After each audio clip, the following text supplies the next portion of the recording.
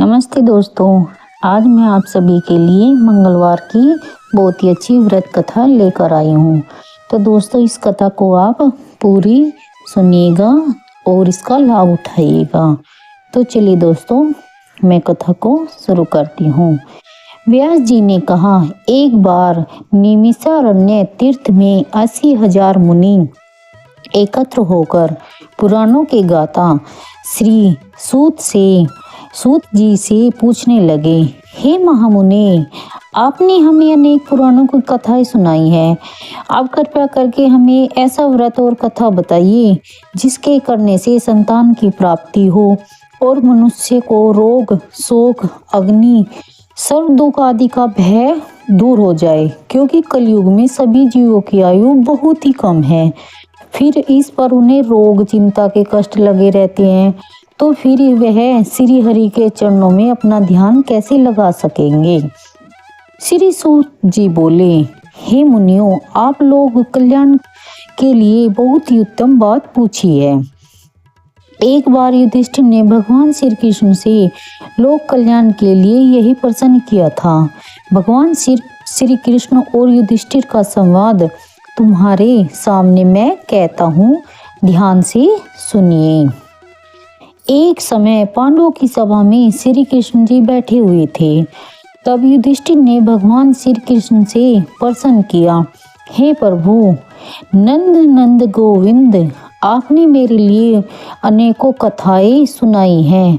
आज आप कृपया करके ऐसे व्रत या कथा सुनाएं जिसके करने से मनुष्य को रोग, चिंता का भय समाप्त हो जाता है और उसको पुत्र की प्राप्ति हो जाती है। हे प्रभु, बिना पुत्र के जीवन व्यर्थ है। पुत्र के बिना मनुष्य नरकगामी हो जाता है। पुत्र के बिना मनुष्य पितृगण से छुटकारा नहीं पा सकता और न ही उसका पुत्रंग नामक नरक से उद्धार हो सकता है। अतः पुत्र दायक व्रत बतलाइए। श्री कृष्ण भगवान बोले, हे राजन, मैं एक प्राचीन इतिहास सुनाता हूँ, आप उसे ध्यान पूर्वक सुनो। कुंडलपुर नामक एक नगर था। उसमें नंदा नामक एक ब्राह्मण रहता था। भगवान श्री कृष्ण की कृपा से उसके पास बहुत कुछ था, फिर भी वह दुखी था। इसका कारण यह था कि ब्राह्मण की स्त्री सुनंदा के कोई संतान न थी। सुनंदा पतिव्रता थी, भक्ति पूर्वक श्री हनुमान जी की आराधना करती थी। मंगलवार के दिन व्रत करके अंत में भोजन बनाकर हनुमान जी का भोग लगाने के बाद स्वयं भोजन किया करती थी। एक मंगलवार के दिन ब्राह्मणी गृह कार्य की अधिकता के कारण हनुमान जी को भोग न लगा सकी, तो इस पर उसे बहुत दुख हुआ। उसने कुछ भी नहीं खाया और अपने मन में प्रण किया कि अब तो अगले मंगलवार को ही हनुमान जी का भोग लगाकर अन्न ग्रहण करूंगी। ब्राह्मणी सुनंदा प्रतिदिन भोजन बनाती, श्रद्धा पूर्वक पति को खिलाती, परंतु स्वयं भोजन नहीं करती और मन ही मन श्री हनुमान जी की आराधना करती थी। इसी प्रकार 6 दिन गुजर गए और ब्राह्मणी सुनंदा अपने निश्चय के अनुसार भूखी प्यासी निराहार रही। अगले मंगलवार को ब्राह्मणी सुनंदा प्रातःकाल ही बेहोश होकर गिर पड़ी। ब्राह्मणी सुनंदा की इस असीम भक्ति के प्रभाव से श्री हनुमान जी बहुत प्रसन्न हुए और प्रकट होकर बोले, सुनंदा, मैं तेरी भक्ति से बहुत प्रसन्न हूँ, तू उठ जा और वर मांग।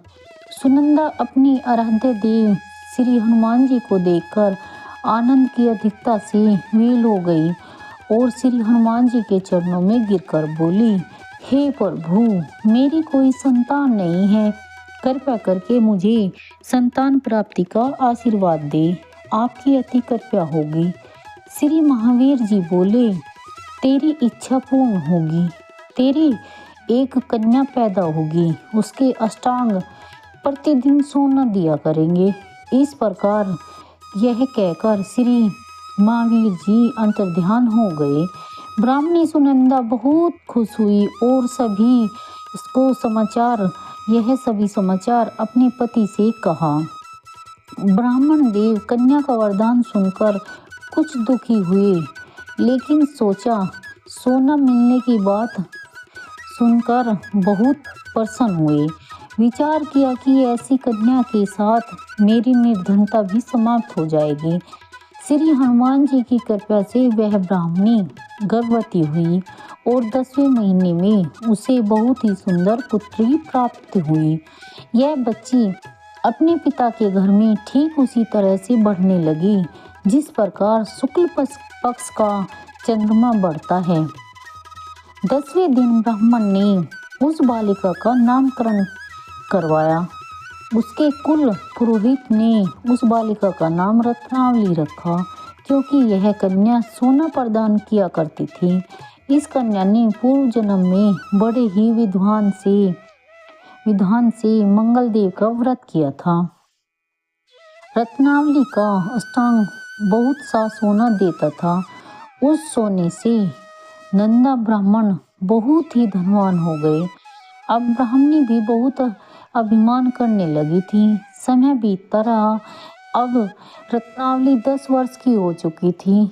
एक दिन जब नंदा ब्राह्मण प्रसन्न चित था, तब सुनंदा ने अपने पति से कहा, मेरी पुत्री रत्नावली विवाह के योग्य हो गई है, अतः आप कोई सुंदर तथा योग्य वर देखकर इसका विवाह कर दे। यह सुनकर ब्राह्मण बोला, अभी तो रत्नावली बहुत छोटी है।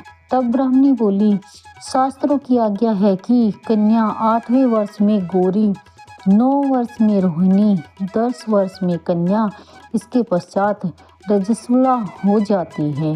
गौरी के दान से पाताल लोक की प्राप्ति होती है, रोहिणी के दान से वैकुंठ लोक की प्राप्ति होती है, कन्या के दान से इंद्रलोक में सुखों की प्राप्ति होती है। अगर हे पतिदेव रजस्वला का दान किया जाता है तो घोर नरक की प्राप्ति होती है। इस पर ब्राह्मण बोला, अभी तो रत्नावली मात्र 10 ही वर्ष की है और मैंने तो 16-16 साल की कन्याओं के विवाह कराए हैं, अभी जल्दी क्या है। तब ब्राह्मणी सुनंदा बोली, आपको तो लोभ अधिक हो गया। लगता है शास्त्रों में कहा गया है कि माता पिता और बड़ा भाई रजस्वला कन्या को देखते हैं तो वह अवश्य ही नरकगामी होते हैं। तब ब्राह्मण बोला, अच्छी बात है, कल मैं अवश्य ही योग्य वर की तलाश में अपना दूत भेजूंगा। दूसरे दिन ब्राह्मण ने अपने दूत को बुलाया और आज्ञा दी, जैसी सुंदर मेरी कन्या है वैसा ही सुंदर उसके लिए वर ढूंढ कर लाओ। दूत अपने स्वामी की आज्ञा पाकर निकल पड़ा। पंपई नगर में उसने एक सुंदर लड़के को देखा। यह बालक एक ब्राह्मण परिवार का बहुत गुणवान पुत्र था। इसका नाम सोमेश्वर था। दूत ने इस सुंदर व गुणवान ब्राह्मण पुत्र के बारे में अपने स्वामी को पूर्ण विवरण दिया। ब्राह्मण नंदा को भी सोमेश्वर अच्छा लगा और फिर शुभ मुहूर्त में विधि पूर्वक कन्यादान करके ब्राह्मणी संतुष्ट हुए। परंतु ब्राह्मण के मन में तो लोभ समाया हुआ था। उसने कन्यादान तो कर दिया था, पर वह बहुत खिन्न हो चुका था, बहुत ही ज्यादा दुखी हो चुका था। उसने विचार किया कि रत्नावली तो अब चली जाएगी और मुझे इससे जो सोना मिलता था वह नहीं मिलेगा। मेरे पास जो धन था कुछ तो इसके विवाह में खर्च हो गया और जो शेष बचा है वह भी कुछ दिनों बाद समाप्त हो जाएगा। मैंने तो इसका विवाह करके बहुत ही बड़ी गलती कर दी है। अब कोई ऐसा उपाय हो कि रत्नावली मेरे घर में ही बनी रही, अपनी ससुराल न जावे। लोभ रूपी राक्षस ब्राह्मण के मस्तिष्क पर छाता जा रहा था। रात भर अपनी सैया पर बेचैनी से करवटें बदलते बदलते उसने एक बहुत ही क्रूर निर्णय लिया। उसने विचार किया कि जब रत्नावली को लेकर उसका पति सोमेश्वर अपने घर के लिए जाएगा तो वह मार्ग में छिपकर सोमेश्वर का वध कर देगा। और अपनी लड़की को अपने घर ले आवेगा, जिससे नियमित रूप से उसे सोना भी मिलता रहेगा और समाज का कोई मनुष्य उसे दोषी भी नहीं दे सकेगा। प्रातःकाल हुआ तो नंदा और सुनंदा ने अपने जमाई तथा लड़की को बहुत सारा धन देकर विदा किया। सोमेश्वर अपनी पत्नी रत्नावली को लेकर ससुराल से अपने घर की तरफ चल दिया। ब्राह्मण नंदा महालोभ के वशीभूत होकर अपनी मति खो चुका था। पाप पुण्य को उसे विचार न कर रहा था। अपने भयानक व क्रूर निर्णय को कार्य रूप देने के लिए उसने अपने दूत को मार्ग में अपने जमाई का वध करने के लिए भेज दिया, ताकि रत्नावली से प्राप्त होने वाला सोना उसे हमेशा मिलता रहे और वो कभी निर्धन न हो। ब्राह्मण के दूत ने अपनी स्वामी की आज्ञा का पालन करते हुए उसके जमाई सोमेश्वर का मार्ग में ही वध कर दिया। समाचार प्राप्त कर ब्राह्मण नंदा मार्ग में पहुंचा और रुदन करती अपनी पुत्री रत्नावली से बोला, हे पुत्री, मार्ग में लुटेरों ने तेरे पति का वध कर दिया है। भगवान की इच्छा के आगे किसी का कोई वश नहीं चलता। अब तू घर चल, वहाँ पर ही रहकर शेष जीवन व्यतीत करना। जो भाग्य में लिखा है वही होगा। अपने पति की अकाल मृत्यु से रत्नावली बहुत ही दुखी और करुण क्रंदन व रुदन करते हुए अपने पिता से बोली, हे पिताजी, इस संसार में जिस स्त्री का पति नहीं उसका जीना व्यर्थ है। मैं अपने पति के साथ ही अपने शरीर को जला दूंगी और सती होकर अपने इस जन्म को, माता पिता के नाम को तथा सास ससुर के यश को सार्थक करूंगी। ब्राह्मण नंदा अपनी पुत्री रत्नावली के वचनों को सुनकर बहुत दुखी हुआ। विचार करने लगा, मैंने व्यर्थ ही जमाई व वध का पाप अपने सिर लिया। रत्नावली तो उसके पीछे अपने प्राण तक देने को तैयार है। मेरा तो दोनों तरफ से मरण हो गया।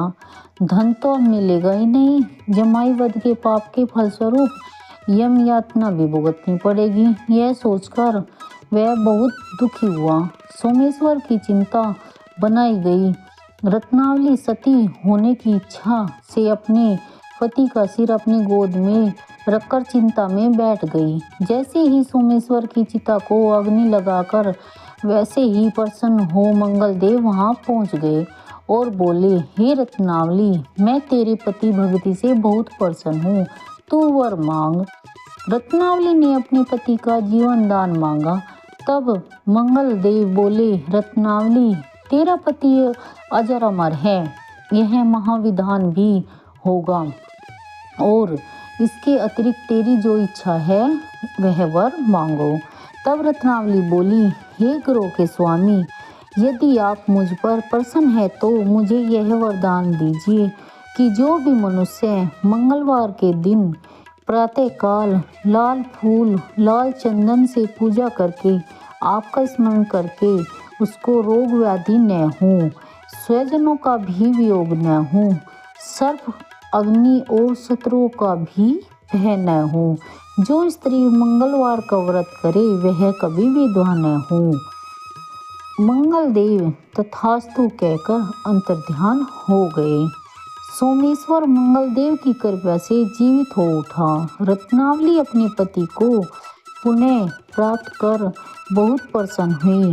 मंगल देव का व्रत प्रत्येक मंगलवार को करके व्रतराज और मंगल देव की कृपा से इस लोक में सुख ऐश्वर्य को भोगते हुए अंत में अपने पति के साथ स्वर्गलोक को चली गई। तो दोस्तों बताइए आप सभी को यह कहानी कैसी लगी। अगर यह कथा आप सभी को अच्छी लगी हो तो प्लीज़ कमेंट करके बताइएगा और मेरे चैनल को सब्सक्राइब कर लीजिए दोस्तों और बेल आइकन को ऑन कर लीजिए ताकि आगे से आने वाली और अच्छी कथा मैं आपके पास पहुंचा सकूं और आपके पास नोटिफिकेशन पहुंच जाए। नमस्ते दोस्तों।